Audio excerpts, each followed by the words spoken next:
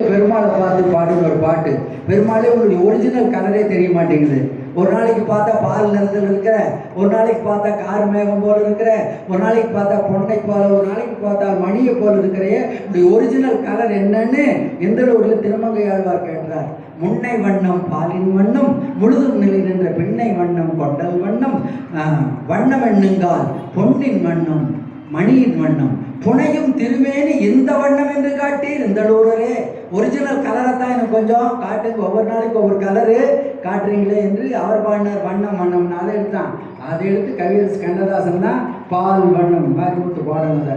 பால் வண்ணம் பருவம் கண்டு தங்கவேல் பண்ண 2 பேரும் நல்லா இருக்கு. பால் வண்ணம் பருவம் கண்டு வேல் வண்ணம் விழிகள் கண்டு பெண் வண்ணம் நோய் கண்டு வாடுகிறேன், கண் வண்ணம் அங்கே கண்டேன் கை வண்ணம் இங்கே. கண்ணதாசனுக்கு கிடைத்த சிறப்பு ராமாயணம், மகாபாரதம், சங்க இலக்கியங்கள் எல்லாத்தையும் படித்தவத்தின் சாரத்தை திரைப்படமாக கொடுத்தான். அதனால தான் கண்ணதாசனுடைய பாடல்களை இது போன்ற மேடைகளிலே சொல்ல முடிகிறது. வந்தார்கள், நேரம் அழைச்சிட்டு வந்தாங்க. இப்போ கோட்டையில் கட்டப்பட்டிருந்த கொடிகள் எல்லாம் ராமா ராமா சீக்கிரம் வா சீக்கிரம் வா, இங்கே சீதை உனக்காக காத்திருக்கிறாள் என்பது போல் அசைந்ததான். பாட்டெல்லாம் சொல்றதுக்கு நேரம் இல்லை. மகிறு மலரின் நீங்கி யான் செய்யும் மாதவத்தின் வந்து செய்யவள் இருந்தாலும் செல்வமணி கொடிகள் என்றும் கைகளை நீட்டி ஐயனை ஒல்லைவா ஒல்லைவா சீக்கிரமா சீக்கிரமா என்று அழைப்பது போன்றது தான். மேல் பாடத்தில் பால்கனியிலே சீதை இருந்தாள். பெரிய பாட்டு, நேரம் இல்லை, 2 வரி எல்லாருக்கும் தெரிஞ்ச வண்ணம்.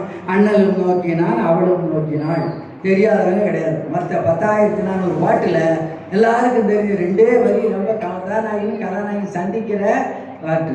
எனக்கு அந்த 2 வரிக்கு மேலே தெரியாது. எண்ணரும் நலத்தினாள் இணைகள் நின்றொழி கண்ணோடு கண்ணினை கவ்வி ஒன்றையொன்று உண்ணவும் நிலைவராது உணர்வும் ஒன்றிட அண்ணலும் நோக்கினான் அவளும் நோக்கினாள். 2 பேரும் பார்த்துட்டாங்க.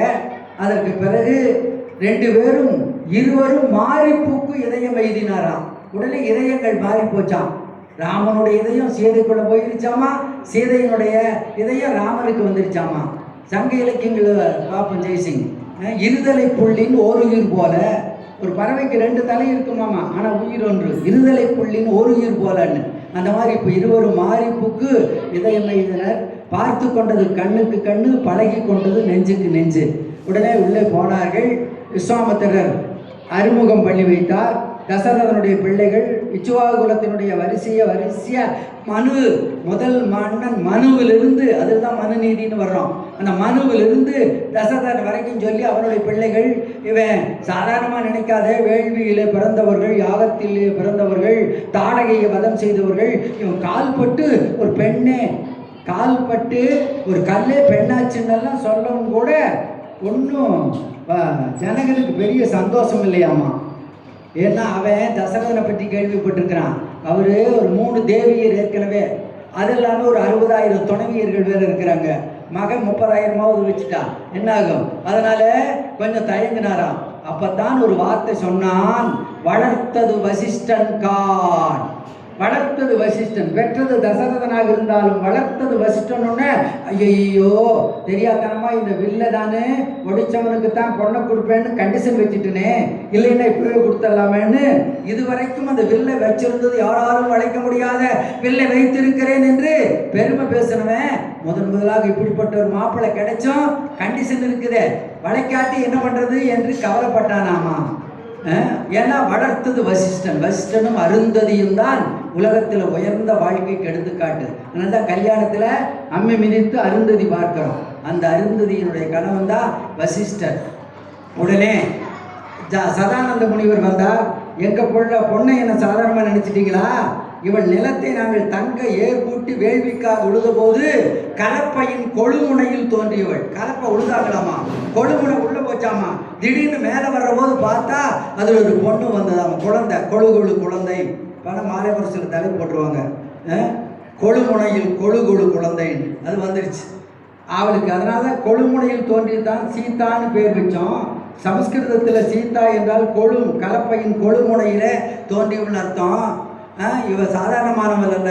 அந்த பார்க்கடையில் தோன்றிய லட்சுமி, மகாலட்சுமி இவளை கண்டா ஐயோ இந்த மாதிரி அழகா இல்லையேன்னு ஒதுங்கி போயிருவாளாம். இழிந்து ஒதுங்கி தொழுகின்ற நன்னலத்து பெண்ணரசி தோன்றினாள். குணங்களை என் கூறுவது, குணங்களை எப்படி சொல்ல முடியும்? கொம்பினை சேர்ந்தவை உய்ய பிணங்குவன. நல்ல குணங்களுக்குள்ள ஒரு நாள் போட்டி வந்ததாம்மா. நான் தான் இவகிட்ட முந்தி போய் சேருவேன், நான் தான் இவகிட்ட முந்தி போய் சேருவேன் என்று கெட்ட குணங்கள்லாம் நம்மகிட்ட வந்த மாதிரி நல்ல குணங்கள் எல்லாம் சீதைகிட்ட போறதுக்கு போட்டுக்கிட்டு போய் சேர்ந்ததான். கொம்பினை சேர்ந்து உய்யவை பணங்குன அழகு இவளை தவம் செய்து அடைந்தது. நம்ம எல்லாம் அழகுக்காக பியூட்டி பார்லர்ல தவம் செய்கிறோம். ஆனால் அந்த அழகுங்கிற அந்த ஒரு நலன் சீதா பிராட்டி இடத்தில் இருந்தா பெறுவேன். அழகு தவம் செய்து இவளை அடைந்தது என்றெல்லாம் சொல்லி இந்த வில்லை வளைத்தால் இவனுக்கு கொடுக்கலன்னா 60,000 பேர் சேர்ந்து வில்லை கொண்டு வந்து வைத்தார்கள். சீதைக்கு 60,000 பேர் கொண்டு வந்து வைக்கிறாங்க. தூக்கிட்டு வந்தவங்க எத்தனை பேரு? 60,000 பேர் சேர்ந்து தூக்க முடியாம தூக்கிட்டு வந்த வில்ல அப்படி ராமன் சீதைக்கு சூட்டுகின்ற பொன்மாலை எடுப்பது போல ஒரு கையால் அப்படி லாபகமாக எடுத்து நிறுத்தினானா. சீதைக்கு சூட்ட போறானே கழுத்துல பொன் மாலை, மணமாலை, அதை எடுப்பது போல 60,000 பேர் தூக்க முடியாம தூக்கி வந்த வில்ல அப்படி ஒத்த கையால எடுத்து நிறுத்தினான். அடுத்த வரி எல்லாரும் படிச்சிருப்பீங்க. எடுத்தது கண்டனர், இற்றது கேட்டனர். எடுத்தது எல்லாரும் பார்த்தாங்க, அதுவும் கண்ணமைக்காம பார்த்தாங்களா. கண்ணை கட்டி வச்சுட்டாங்களா. கண்ணமைக்கிற நேரத்தில் நான் காய்ச்சி போயிட்டு என்ன பண்றதுன்னு கண்ணமைக்காம பார்த்தும் காண முடியலையாமா. ஏன்னா நம்ம கண்ணுக்கு ஓரளவுக்கு தான் இந்த பவர் இருக்குது. அந்த காட்சிக்கு அந்த கண் பார்வையை கடந்த வேகத்துல அந்த காதல் மட்டும் ஜடன்னு வில் முருகிற ஓசை மட்டும் கேட்டதான். ஒரு வரிக்கு போதும் கம்பன் கவி சக்கரவர்த்தி. எடுத்தது கண்டனர், இற்றது கேட்டனர். உடனே எல்லாருக்கும் சந்தோஷமா போச்சு. உடனே இனி தசரதனுக்கு சொல்ல வேண்டும். உடனே எல்லாரும் வாழ்த்துகிறார்கள். ரொம்ப வாழ்த்துறதே பெருசு. அரசர்கள் எல்லாம் பொன்மலை எதுவ, முனிவர்கள் வாழ்த்து மலை எதுவ, வான் தேனாக மழை பெய்தாம எல்லாம் வாழ்த்துக்கிற. எல்லாரும் சொல்றாங்க, அடாடாடா இந்த ராமனை, அடாடா பாருங்க, இந்த ராமனை பார்ப்பதற்கு 1000 கண்கள் வேண்டும்ங்கிறாங்க. நம்பிக்கை காண நங்கைக்கு 1000 கண், சீதைக்கு 1000 கண் இருந்தா தான் இந்த ராமன் அழகை பார்க்க முடியும்னாங்க. இப்போ சீதை கட்சிக்காரர் சும்மா இருப்பாங்களா, மிதிலக்காரரு, அவங்க சொல்றாங்க, ஓஹோ ராமனை பார்க்கறதுக்கு சீதைக்கு 1000 கண் வேணுமா? எங்க சீதையை ஒவ்வொரு தடவை பார்க்கறதுக்கும் ராமனுக்கு 1000 கண் வேணும். ஒரு 1000 கண் இருந்துட்டா ராமனை பார்த்துடலாம். ஆனா ஒவ்வொரு முறை பார்க்கும் போதும் 1000 கண் சீதையை பார்க்க வேணாம். அற்புதமான பாடல்கள். அதுக்காகவே கம்பனை ரசிக்கணும். நம்பியை காண நங்கைக்கு 1000 நயனம் வேண்டும், கொம்பனை காணுந்தோறும் குருசிற்கு மன்னரேயால் என்றெல்லாம் எல்லாரும் பாராட்டுகிறார்கள். இப்ப தசரதனுக்கு ஓலை போகிறது. தசரதன் வருகிறான். அற்புதமான பாட்டு. தோள் கண்டார் தோளே கண்டார். இப்பதான் ராமனை எல்லாரும் பார்க்கறாங்க. முதல் வந்தபோது அண்ணலும் நோக்கினான், அவளும் நோக்கினான், 2 பேரும் தான் பார்த்துட்டாங்க. மிதிலை மக்கள் யாரும் பார்க்கல. வந்தோடனே டக்குன்னு அரண்மனைக்குள்ள போயிட்டான். இப்பதான் தசரதன் வந்திருக்கிறான், அப்பாவை வரவேற்கிறதுக்காக மிதிலை வீதியில போறான். பார்க்கறாங்க. பார்த்தவன் தோள் கண்டார் தோளே கண்டார்.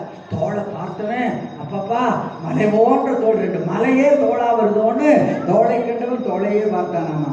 தோள் கண்டார் தோளே கண்டார், தொடுகடல் கமலமன்ன தாழ் கண்டார் தாழே கண்டார். 2 செந்தாமரை பூவே நடந்து வர்ற மாதிரி இருக்கிற அவன் பாதத்தை பார்த்தவர்கள் அதையே பார்த்தாங்களாம். நான் அடிக்கடி பள்ளிக்கூடத்தில் சொல்லுவேன், நேரம் இல்லை. பையன் சில நேரங்களில் நாங்கள் வினாத்தாள் கொடுத்துட்டு வந்தா 1/2 மணி நேரம் ஆகியிருக்கும். பார்த்தா அந்த கேள்வித்தாளையே பார்த்துட்டு இருப்பான். விட தெரிஞ்சா தானே விடைக்கு போறதுக்கு. அப்ப நான் சொல்லுவேன், அப்பா கம்பர் உனக்காகவே பாடி வச்சிருக்கிறார். தாழ் கண்டார் தாடே கண்டார், வினா தாழ் கண்டார் அதையே கண்டார்னு பார்க்காத.